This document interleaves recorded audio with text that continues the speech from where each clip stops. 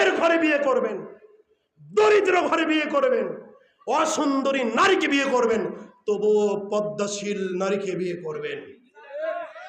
যারা ইনশাল্লাহ বলছো না যুবক, আমি বুঝতে পারছি তুমি হুন্ডা নিয়ে বিয়ে করবা। আবার বলো ইনশাল্লাহ, জোরে বল আল্লাহকে দাও ইনশাল্লাহ। কোনোদিন হুন্ডা চাইবো না, হুন্ডা চাইবো না। তো কি হয়েছে, এখন বাবার পক্ষরা চেপে গেছে, এখন উঠেছে কারা? মেয়ের পক্ষ। এত টাকা কাবিল নামা না হলে বিয়ে দিব? কথা সত্য না মিথ্যা? আগে বাবার ছেলের পক্ষের লোকেরা দাবি করতে একটা হুন্ডা দিও, অথবা একটা সাইকেল দিও, অথবা কিছু টাকা দিও, আমার ছেলেটাকে যেন ব্যবসা ধরাতে পারি। বলতো না? এখন বাবার ছেলেরা বাবারা ভয় খেয়ে গেছে, চেপে গেছে। এখন মেয়ের রংটা যদি একটু খালি সাদা হয়, কি হয়? সাদা হয়। 10 লাখ টাকা না হলে বিয়ে দিতে পারবো না। এবং সরকারি চাকরিজীবী, কি জীবী? এটা অনেকে সরকারি চাকরিজীবী আছেন ভাই, আপনাদেরকে খারাপ বলছি না, কিন্তু ম্যাক্সিমাম মেয়েদের বাবাদের মন মানসিকতা কেমন আছে না নাই?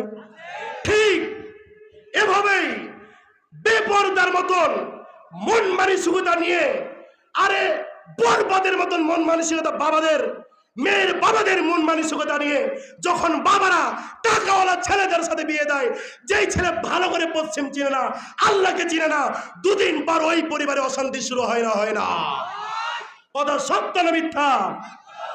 দরিদ্রের ঘরে বিয়ে দাও, ছেলে যদি কামলা খেটে খায় ওই ঘরে বিয়ে দাও, ছেলে যদি নামাজ পড়ে, ছেলের জমি আছে না নাই সেটা দেখার বিষয়। ছেলে নামাজ পড়ে বিয়ে দিয়ে দেবেন, কিন্তু বাবাদের মন মানসিকতা অনেক খারাপ। কি খারাপ? ওহো, আল্লাহ রসুল কে? আল্লাহ রসুল কে কে বলেন? কে? আল্লাহ রসুল সাল্লাল্লাহু আলাইহি সাল্লামের মেয়ে কি নাম? ফাতিমা। আল্লাহ রসুল কি বিশাল বড় মানুষ ছিলেন না? কার বন্ধু? এই বলেন কার বন্ধু? আল্লাহ তিনাকে স্বয়ং ভালোবাসতেন না? ওহী দিতেন না? আপনাকে আমাকে ওহী দেয় না? এবার ফাতেমা রাদিয়াল্লাহু তাআলার বিয়ে কার সাথে হয়েছে? আলীর কি ছিল? বলেন কি ছিল?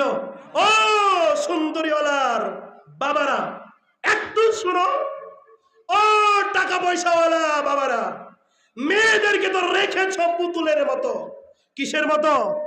পুতুলের মতো রেখেছ।